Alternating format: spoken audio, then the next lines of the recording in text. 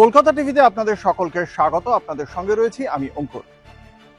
মঙ্গলবার দিন করে এনডিএর পক্ষ থেকে একটি বিশেষ বৈঠক হয়। সেক্ষেত্রে এনডিএর যে সমস্ত শরিক দলের সাংসদরা রয়েছেন তারা সংসদে বৈঠক করেন। অন্যান্য বারের মতো, অন্যান্য বাকি মঙ্গলবারগুলির মতো আমরা দেখেছিলাম এনসিপিআই সাংসদরা গিয়েছিলেন, সেখানে অনুপস্থিত ছিলেন 3 জন এনসিপিআই, অর্থাৎ তৃণমূল কংগ্রেস থেকে যে 20 জন সাংসদ এনসিপিআইতে গিয়েছেন তাদের মধ্যে 3 জন সাংসদ খলিলুর রহমান, আবু তাহের এবং ইউসুফ পাঠান, 3 জনেই মুর্শিদাবাদ জেলার 3 সাংসদ।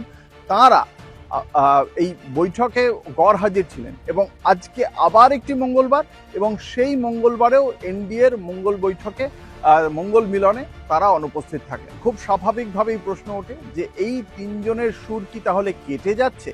এইটাই প্রশ্নটা উঠছে। তার কারণ আপনারা সকলেই জানেন যে এর আগে কিরণ রিজিজুর পক্ষ থেকে একটা আশ্বাস দেওয়া হয়েছিল যে শিবসেনা সংক্রান্ত যে মামলা রয়েছে, উদ্ধব ঠাকরে শিবির থেকে 6 জন সাংসদ তারা একনাথ শিন্ডের শিবসেনায় যোগদান করেছেন এবং সেই শিবসেনাদের যে চলে যাওয়াটা দলত্যাগ বিরোধী আইন লাগু হবে কিনা তা নিয়ে একটি মামলা ছিল। উদ্ধব ঠাকরে মামলা করেছিলেন, সেই মামলা শুনানি ছিল সুপ্রিম কোর্টে।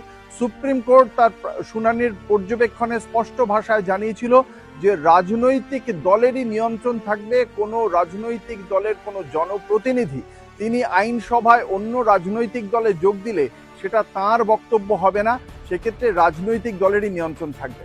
এরপরে খুব স্বাভাবিকভাবেই এই মুহূর্তে দাঁড়িয়ে ভারতীয় জনতা পার্টি বা এনডিএ তারা সংসদে আসন পুনর্বিন্যাস সংবিধান সংশোধনী বিলটি আনতে পারছে না। তার কারণ তাতে সেখানে এনসিপিআই এর সাংসদদের ভোটের প্রয়োজন হবে, কারণ যে প্রয়োজনীয় ভোট দরকার উপস্থিত সাংসদদের 2/3 ভোট, সেই সংখ্যাটা ভারতীয় জনতা পার্টির কাছে নেই।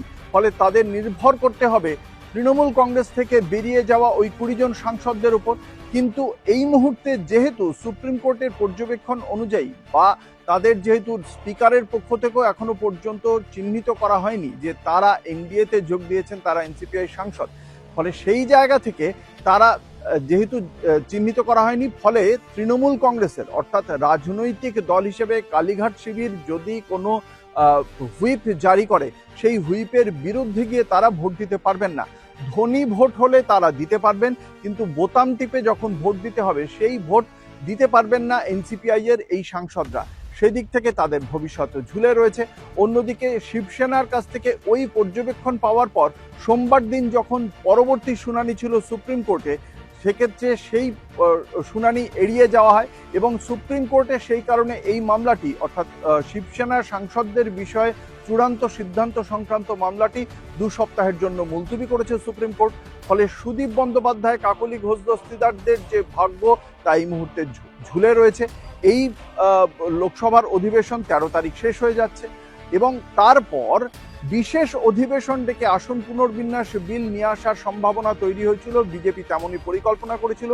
বিশেষ অধিবেশন ডাকার এই মুহূর্তে কোনো সম্ভাবনা নেই। ফলে এনসিপিআই সাংসদদের ভবিষ্যৎ সম্পূর্ণ ঝুলে। অন্যদিকে মুর্শিদাবাদের যে 3 সাংসদ তারা সংখ্যালঘু সম্প্রদায়ের 3 সাংসদ, ফলে তারা ভারতীয় জনতা পার্টিতে যোগ দিলে তাদের সংশ্লিষ্ট সংসদীয় ক্ষেত্রে তারা তাদের জনভিত্তি হারাবেন।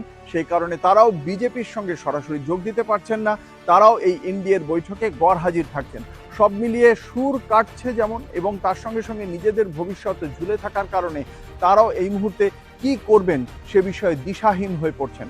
কি হবে ভবিষ্যৎ তা সময় বলবে, কিন্তু এই মুহূর্তে দিশাহীন এই 3 সাংসদের সঙ্গে সঙ্গে বাকিরাও।